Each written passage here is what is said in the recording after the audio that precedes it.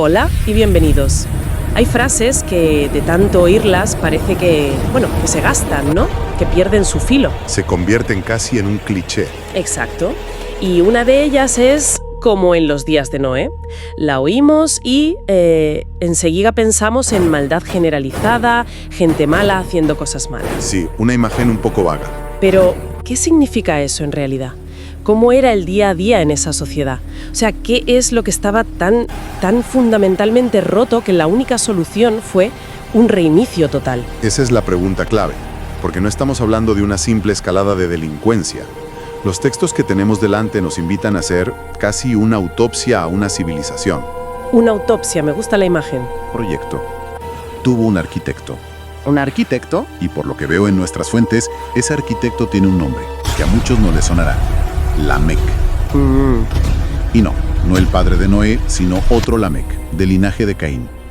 Así que nuestra misión hoy es precisamente esa, usar la historia de este hombre para entender las entrañas de esa sociedad, ver qué la llevó al punto de no retorno y sobre todo, qué lecciones de prevención podemos sacar para no acabar cantando sus mismas canciones. Exacto. Porque como veremos, la historia de Lamec es la historia de cómo la violencia deja de ser un acto para convertirse en cultura. Pues empecemos por el diagnóstico general. El Génesis no dice simplemente la gente era mala. Usa un lenguaje que suena casi técnico, muy preciso. Habla de una tierra corrompida y llena de violencia. ¿Qué se esconde detrás de esas palabras? Aquí es donde la cosa se pone seria. La palabra hebrea original para corrompida es nishhatá, y esto es importante. No describe un simple error o un defecto. No es un fallo. No es un fallo. La imagen que evoca es la de algo orgánico en estado de putrefacción. Irreversible. Piensa en un trozo de madera con una termita. Bueno, puedes tratarlo, pero nishhatá es cuando toda la estructura, las vigas maestras del edificio, están ya convertidas en serrín. Ya no hay nada que hacer. No se puede reparar. Ha perdido su integridad, su diseño original y, ojo, no se refiere a individuos, sino al sistema humano en su conjunto. O sea, no es que hubiera manzanas podridas en el cesto. No, Es que el cesto mismo estaba podrido y contagiaba a cualquier manzana que pusieras dentro. Esa es una analogía perfecta.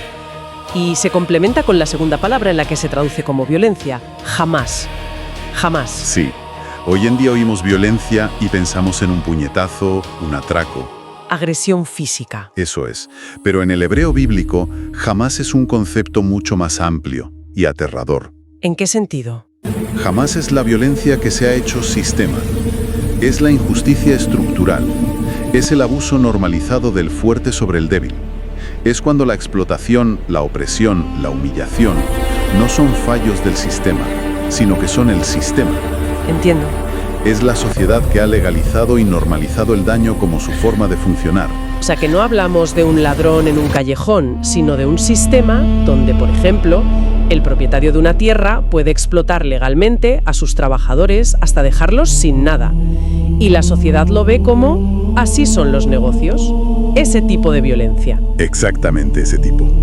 Es la violencia que no necesita esconderse porque se ha vestido con el traje de la normalidad. O incluso de la ley. Claro, es el enfriamiento total de la empatía a nivel social. Y ese es el mundo de Noé, un sistema nifyatá, podrido en su esencia, que opera a través del jamás, de la opresión normalizada. Y si esa era la enfermedad, las fuentes que manejamos nos señalan directamente al paciente cero de esta decadencia, Lamec.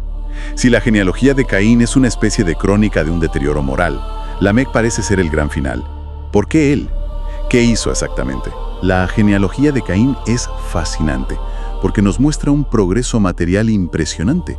Se funda la primera ciudad, nacen las artes, la música, la metalurgia. Hay un desarrollo cultural innegable. Sí, un progreso técnico. Claro, pero todo esto ocurre en un vacío espiritual. Es una humanidad que se construye a sí misma, de espaldas a cualquier principio moral superior, sin arrepentimiento. Es progreso sin alma. Y Lamec es la apoteosis de ese proyecto. Él es la demostración de a dónde lleva ese camino. Entiendo. Es la consecuencia lógica de una sociedad que avanza en tecnología, pero retrocede en humanidad.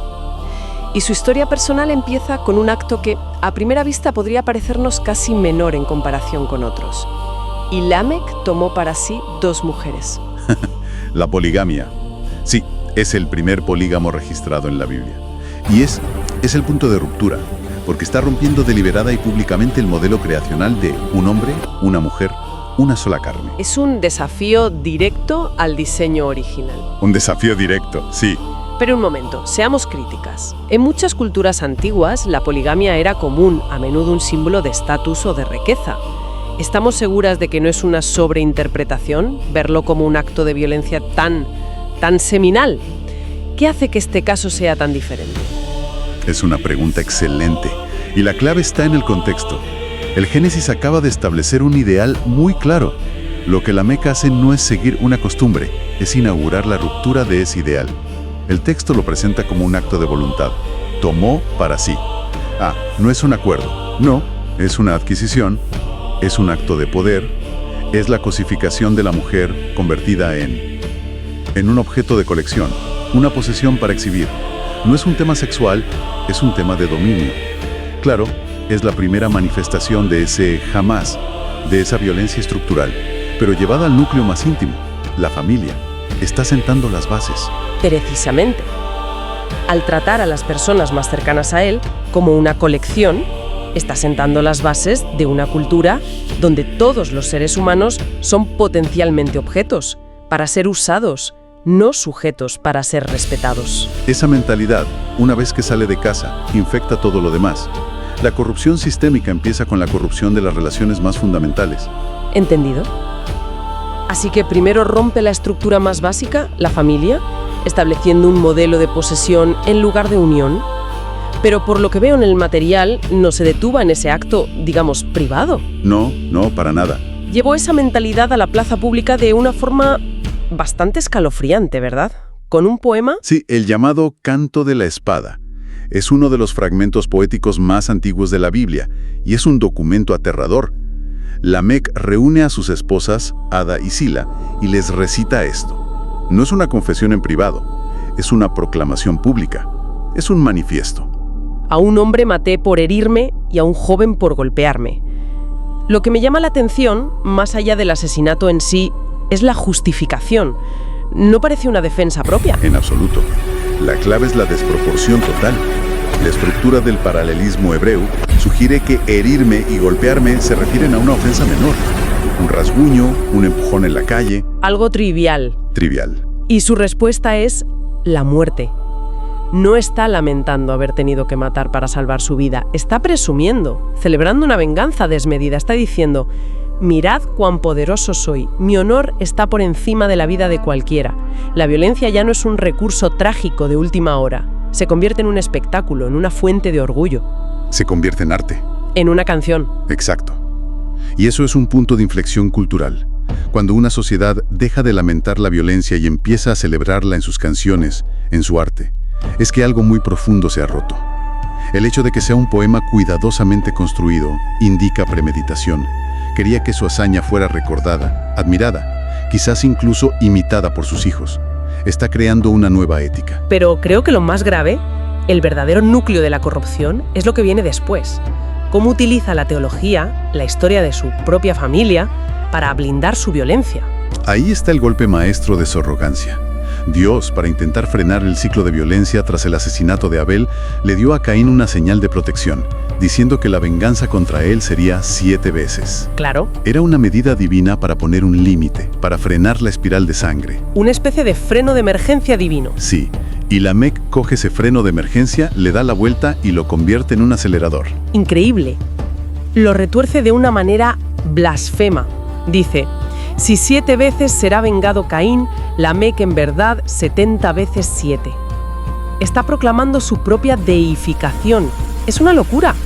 Básicamente está diciendo: la protección que Dios le dio a mi antepasado es una minucia comparada con mi propia capacidad para la venganza. Yo soy mi propia ley, mi propio Dios, y mi furia es infinitamente superior. Es exactamente eso. Es una teología pervertida. Utiliza el lenguaje de lo sagrado para justificar y glorificar lo profano.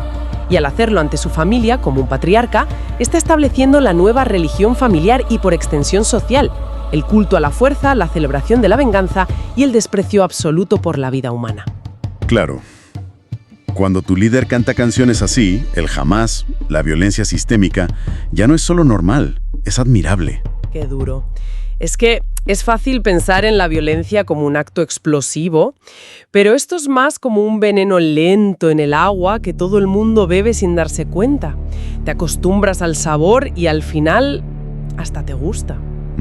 La canción de Lamech es el momento en que se declara que el veneno es la bebida oficial. Y en ese punto, la podredumbre, la Nishgiatá, ha llegado al corazón del sistema. Ya no hay nada que la frene. Pero el relato del Génesis es una obra maestra de la narrativa y no deja la historia ahí. Nos presenta un contraste, casi como un montaje en paralelo en una película. Porque hay otro Lamech. Sí, es una contraposición intencionada y brillante. Es la forma que tiene el autor de decir, había otro camino posible. Dos opciones. Dos opciones. Por un lado, tienes al Lamech de la línea de Caín, el protagonista de nuestra conversación, que canta a la muerte, a la venganza y al ego. Su legado es la cultura de la violencia, la culminación de una humanidad que se diviniza a sí misma. Y por el otro lado, en la línea de Set, la otra rama de la humanidad, aparece otro Lamech. El padre de Noé. Efectivamente. Y este segundo Lamech también tiene un canto, pero es radicalmente opuesto. No es un poema de orgullo, sino una profecía de esperanza.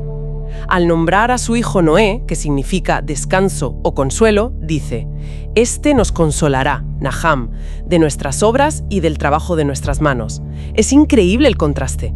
Mientras un Lamech celebra la destrucción que sus manos han causado, el otro anhela el consuelo y el descanso de un mundo roto por el trabajo y el dolor. Presenta las dos opciones fundamentales, las dos posibles canciones para la humanidad.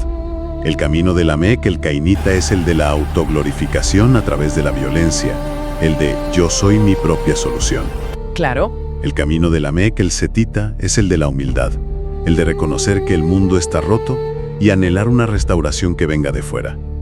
El mundo de antes del diluvio fue el resultado de que la primera canción, la de la espada, se impusiera por completo. Se convirtió en el único éxito que sonaba en la radio. Vale. Todo esto dibuja un panorama increíblemente detallado y sombrío. Volvamos al principio.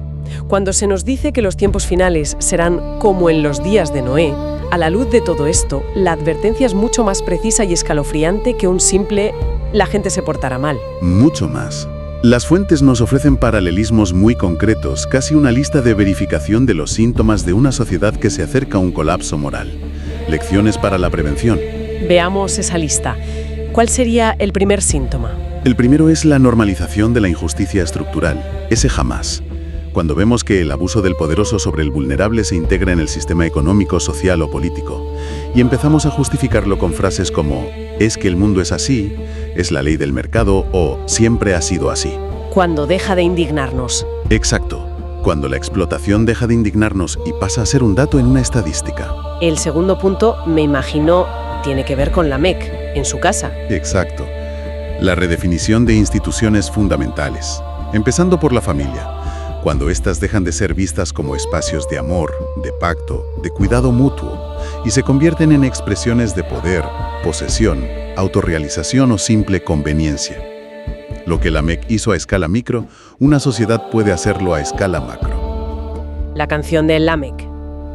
La estetización de la violencia. La celebración pública de la violencia y la venganza desproporcionada, convirtiéndolas en entretenimiento de masas, en discurso político rentable o incluso en una forma de arte. Cuando dejamos de horrorizarnos por la violencia real y empezamos a consumirla como un espectáculo, o peor, a aplaudirla como una forma de justicia. Y el cuarto, que quizás es el más sutil y peligroso de todos. La perversión del lenguaje. Usar palabras nobles como paz, justicia, seguridad o libertad para justificar acciones que son en esencia opresivas y violentas. La teología pervertida de Lamech. A gran escala, exacto. Cuando el lenguaje se vacía de su significado moral y se convierte en una herramienta para legitimar el jamás, entonces la advertencia no es simplemente no hagas el mal, sino algo mucho más profundo. Presta atención cuando los propios sistemas que habitas empiezan a pudrirse desde dentro y a celebrar su propia decadencia. Cuando el amor se enfría, como dice la profecía, no solo a nivel individual, sino a nivel estructural. El diluvio no fue un castigo arbitrario, fue la consecuencia de una humanidad que, a través de modelos como Lamech, ya había decidido el tipo de Dios que quería ser. Un Dios vengativo, egoísta y violento. y acabó construyendo un mundo a su imagen y semejanza. Hay una frase en el análisis que es demoledora. Cuando la violencia se convierte en canción, el juicio ya ha sido escrito, aunque aún no caiga la lluvia. Y esto nos deja, como siempre, con una pregunta para rumiar. Una pregunta que va más allá de la historia antigua y nos interpela directamente. ¿Qué canciones estamos escuchando hoy en nuestra cultura? ¿Qué ideas, qué discursos, qué formas de entretenimiento celebramos que, si lo pensamos fríamente, están normalizando la injusticia, la deshumanización o la venganza como algo aceptable o incluso deseable?